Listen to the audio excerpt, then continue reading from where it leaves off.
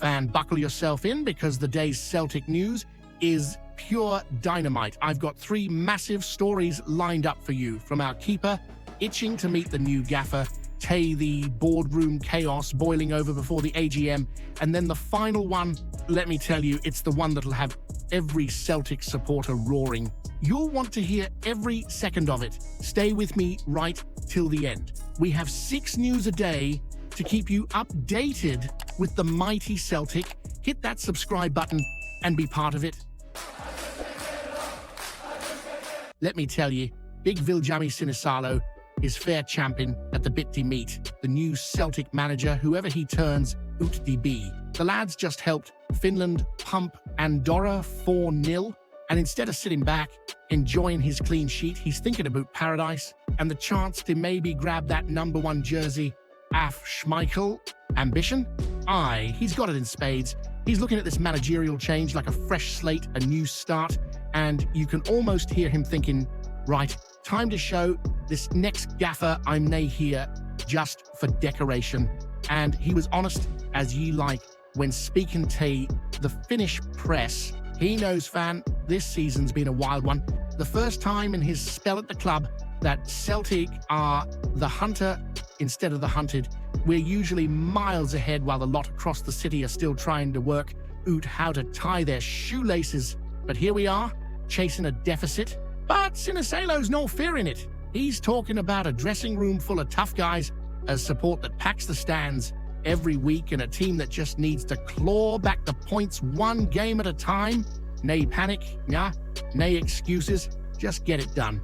He even touched on the summer reshuffle, the exits, the arrivals, the usual chaos that comes when lads realize they're not at a tin pot club anymore, but at Celtic, where every single game matters. None of this one good match every 3 patter. Nah, at Celtic, you turn up every game, every season.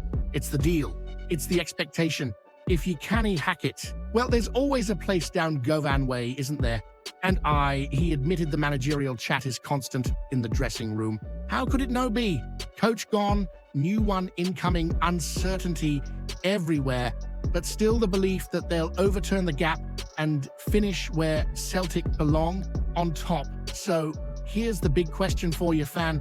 Do you reckon Sinisalo could actually challenge Schmeichel for that #1 spot under the new Gaffer, or is the big Dane too far ahead in experience? Hit that subscribe button. Lads, let's it loldy till we hit 1,500 mad Celtic dafts.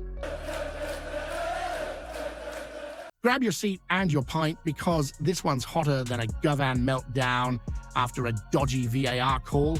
Celtic's AGM is just days away, and honestly, the whole thing's shaping up like a powder keg with a lit fuse. The support, fired up, organized, and absolutely fed up, is calling out the board in a way we've no heard since the old biscuit tin days, and the main target, Dermot Desmond himself. Aye, you heard it right. Less than 35% of the shares, but apparently 99% of the power.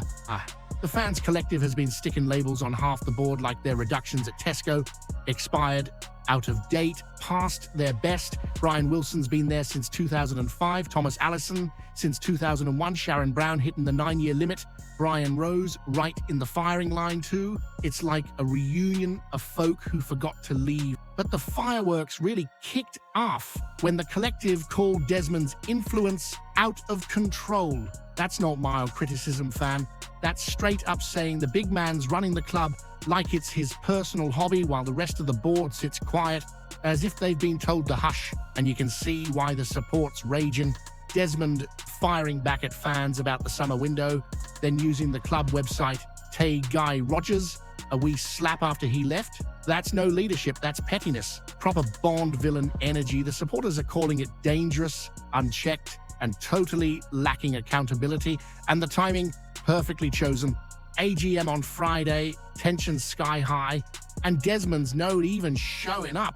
He's sending Ross instead. Fan, that's like sending your cousin to apologize to your missus for you coming home late. It's not exactly a great look. This AGM might be the most explosive in years. The support's louder than ever, the pressure's boiling, And the board, can he keep pretending everything's rosy forever? Friday's vote is gonna make fascinating reading. Could be the first domino, or could be the board sticking the fingers in their ears again. So here's the question for you, fan. Do you think the AGM will actually force any real change, or will the board just try at a ride at you like Rangers trying to explain where all their money went? Hit that subscribe button, lads. Let's G it lolly till we hit 1,500 mad Celtic daffs. Let me sit you down for this one, because it's a belter, and you'll laugh when you hear who's trying to get involved. The lot from across the Clyde are at it again. Rangers, bless them, are suddenly buzzing about the idea of signing David Watson, the young lad Kilmarnock folk call the Prestwick Pele. Honestly, only in Ayrshire could you get a nickname like that, but fair play Tay the boy, he's a talent. Now, here's where it gets spicy. It's not just the tax dodgers sniffing a boot. Celtic, Hearts and Aberdeen are all in the mix as well, and you can absolutely see why. Watson's technical ability, the way he covers the pitch, that wee burst of energy he's always got, it's proper quality. And you've seen him scoring, creating, pressing, leading, all the things a modern midfielder needs today without looking like he's gonna collapse after 20 minutes like some folk in blue. The big appeal? His contract's up in June, so whoever moves in January gets him for pennies compared to his potential value. Naturally, that has the Rangers board drooling because, you know, not paying full price is kind of their speciality. Meanwhile, Danny Roll apparently thinks he's building some sort of grand project. I'll let you decide how that's going. But here's the thing, fan. Watson's not just a promising midfielder. Scott Gemmell named him captain of the Scotland under-21s in May. Captain at 20 years old. That's not something you hand out for a laugh. That's leadership, calmness, confidence, and importantly, somebody who doesn't see themselves under pressure, which is probably why the Rangers' interest is funny, because we all know how their players act when the heat gets turned up. Think of a snowman on Sucky Hall Street in July, even in a struggling Kilmarnock side, and let's be honest, Killy are sinking like a fridge chucked in the Clyde lately. Watson's been the bright spark. 5 defeats on the bounce, confidence at rock bottom, yet the boy's still playing like he's got sunshine in his boots. Kettlewell even said he plays with a smile and aggression at the same time.